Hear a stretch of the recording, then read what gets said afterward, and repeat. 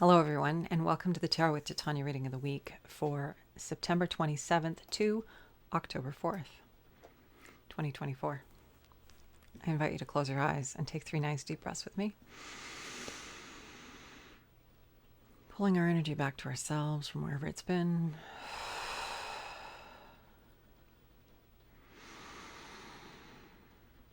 Coming home to ourselves, to our beautiful bodies.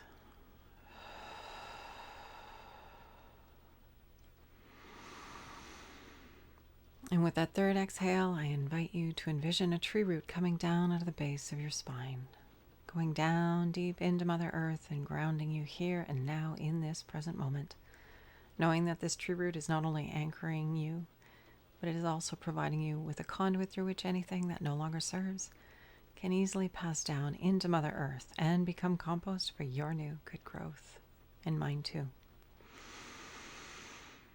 Creator, this is your daughter Titania, and we are about to do a reading for the week of September 27th to October 4th, 2024.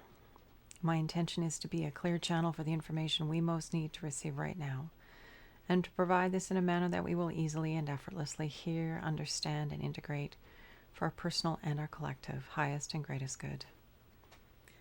I call upon my higher self and the higher selves of all those listening, as well as an overlighting angel of communication to be present and facilitate this exchange, ensuring that it happens in the highest and best way possible, and that we cover all that is in our hearts and minds at this time to our satisfaction in this window that we have together here today.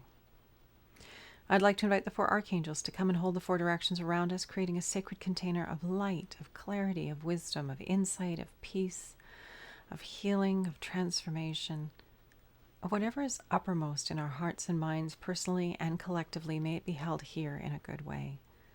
I invite Raphael to hold the east, Michael to hold the south, Gabriel to hold the west, and Uriel to hold the north. Thank you for coming. Anything that doesn't match these frequencies and intentions is welcome to go now. Okay, my friends. On to the next part. So, Creator, what is it that we most need to know right now for our personal and our collective highest and greatest good as we navigate this week? We're coming up to the end of the window between the 2 eclipses, so we still have that eclipse energy running. And solar activity, so many good things going on, plus all the human-made stuff, which just adds to the spice. Interesting times. What do we need to know, Creator, so we can stay grounded and present, intentional, aligned with our highest and greatest good, and bringing our best to the world in service to life and love, harmony and well-being?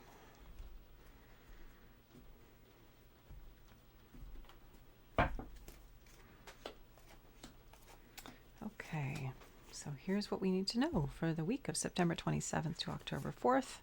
We are starting with the 10 of Wands, the card of oppression. Often when this card shows up, it's indicating that we're carrying around things that don't belong to us. We're carrying burdens due to family obligation or other stories we've got running. We're carrying stuff that just isn't ours. And as a result, it's getting in the way of us having connection to our generative capacities. It's like dialing that energy down, our ability to be free and expressed and lively in that area of our lives. So this is sitting in the recent past, or the past position, which means it's relevant coming into the present, into the future. We all know when we've been carrying things that haven't been ours, for whatever reason. It's not wrong or right or bad or good. It's just, does it serve us ultimately?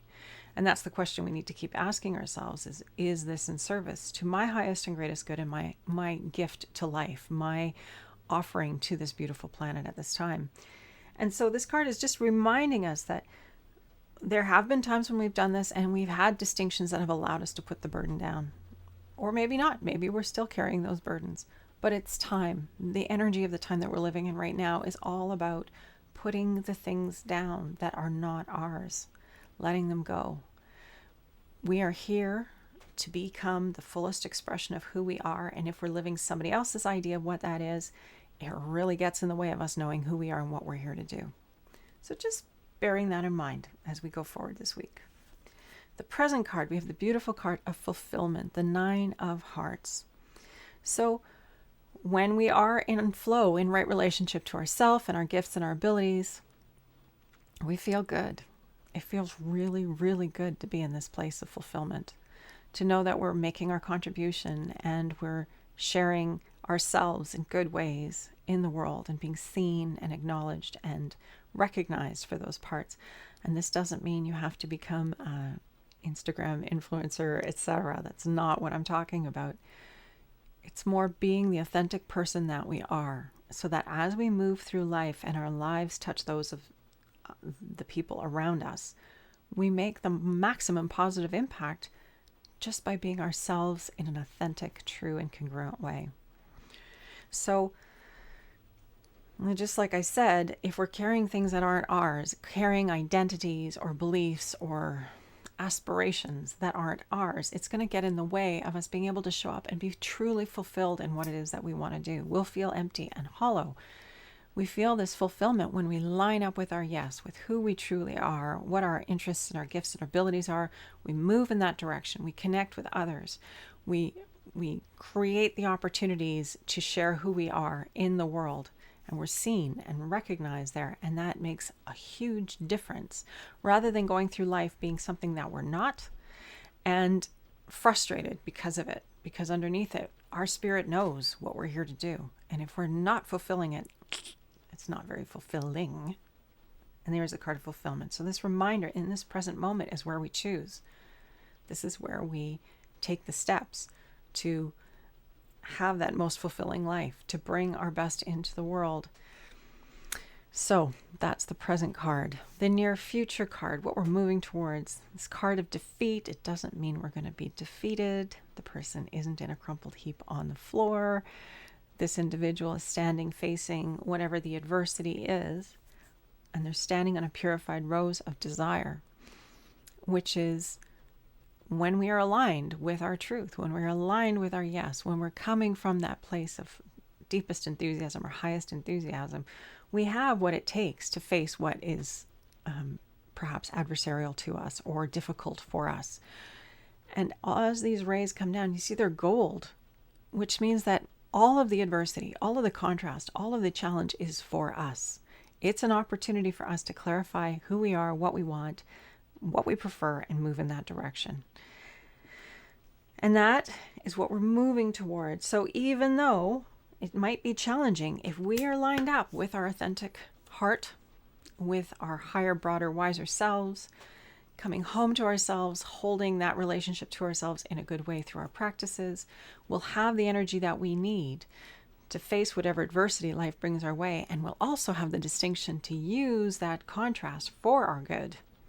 We will be quite masterful and see, this is bringing me this. I don't care for this so much. I would prefer this.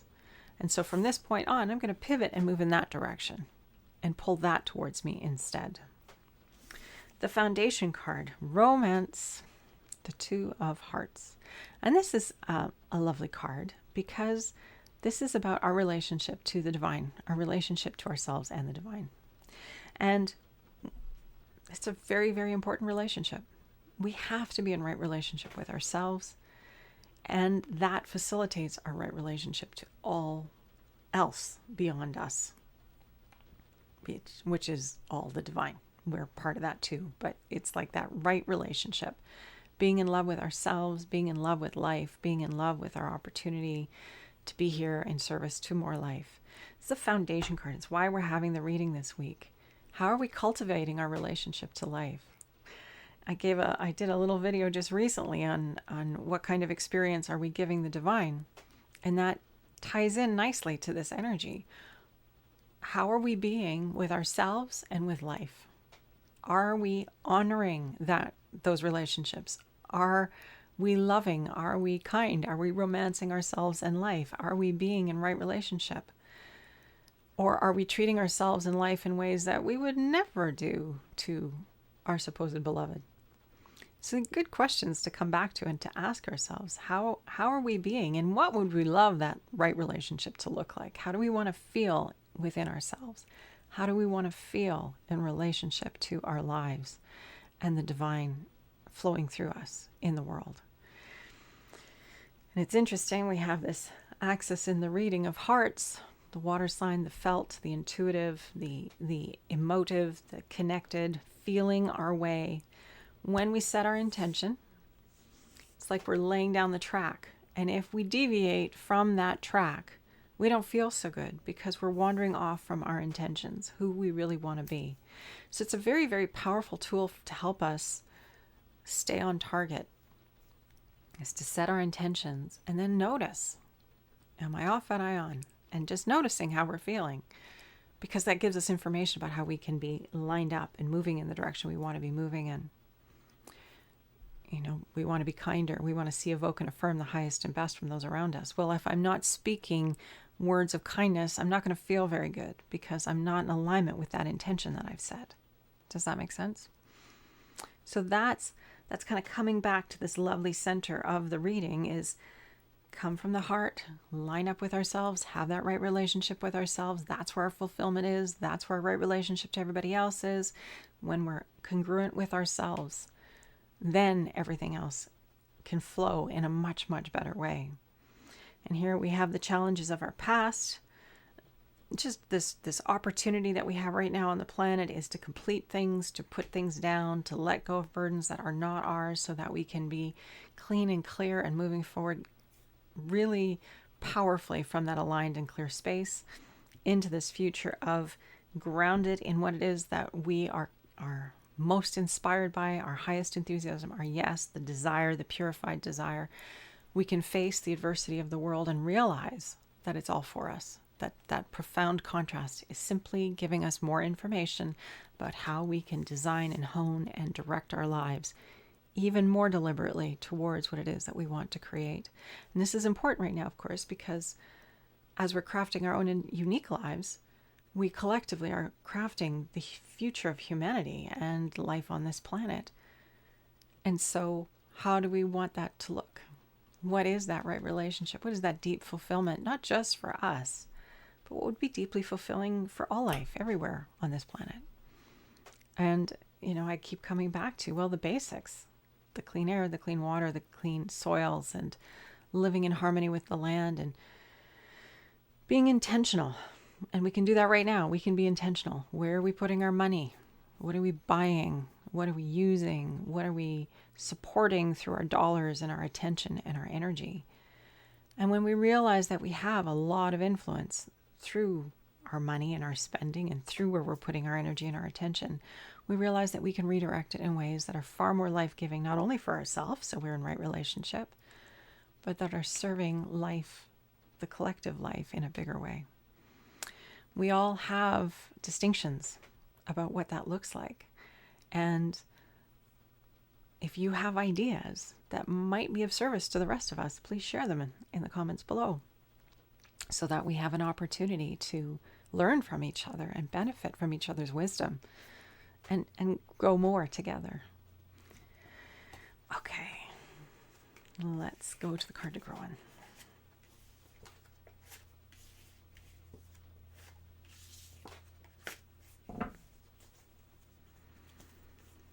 You know, in that last card, you know, that card that we were facing, the adversity card, it's interesting because,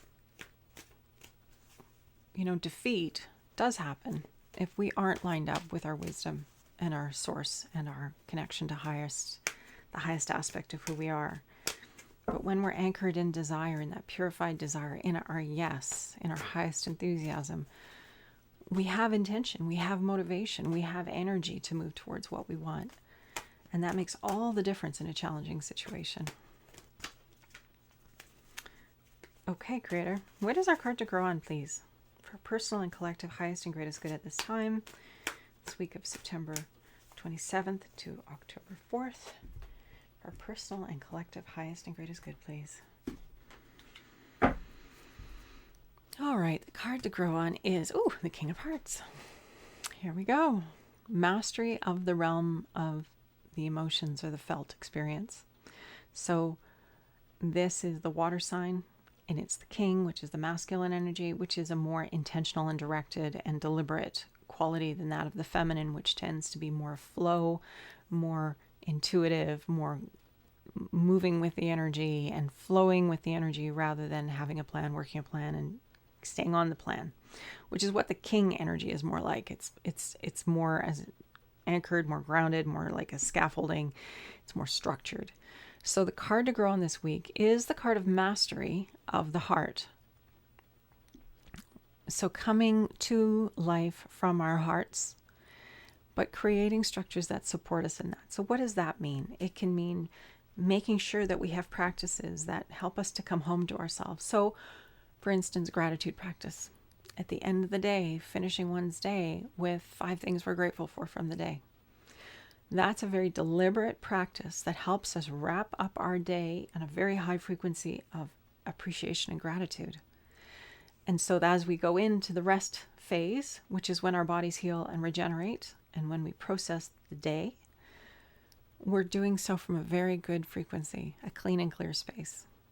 So that's one example of how we can have a deliberate practice before we go to bed, a bit of a structure there, so that we can exercise our mastery and be deliberate about what we're creating in our experience and the experience of those around us, because it all starts with our own internal journey. So the card to grow on this week is pulling in this energy of the King of Hearts, being masterful on the level of the heart in relationship to others, seeing, affirming, and evoking the good in others, and doing it deliberately with intention, holding those beautiful intentions and having structures in place, having a schedule in place, having things in place that help us to show up more in service to our good and the good of those around us on the level of the heart. Again, this feeling of the heart energy and the emotive energy, and paying attention to that because there's a lot of information there. Okay, so that is our reading this week. I invite you to take a nice deep breath with me. Coming back to yourself.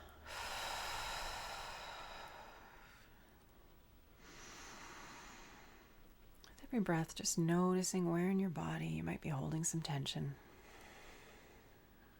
Breathing energy and light into that. Maybe setting some intentions to get some movement happening, some walk-in, so that we're taking care of ourselves on a physical level. Because when we take care of ourselves on that level, it's easier to do the other pieces. Creator, this is your daughter Titania, and I'm here with all of your children, and we've just finished the reading of the week for September 27th to October 4th, 2024. Thank you for this opportunity to do this work and to do this reading, and I ask that you be with us all as we take these steps, as we strive to be the masterful space holder in our own lives and in the lives of others, seeing, affirming, and evoking the good in them, putting structures in place that help us to take care of ourselves and be a clearing for the good of others. I just am so grateful for all those who help us to walk this path and walk it with intention and grace. And I am grateful for all the support we are receiving. Thank you for being here. Once again, thank you to all those who help to hold the space around us and continue to walk with us as we take this amazing human journey, this rare and precious time in bodies, to be part of this transformation on the planet through our individual consciousness and choices. So, big responsibility, but at the same time, so worth it and so fulfilling when we get there.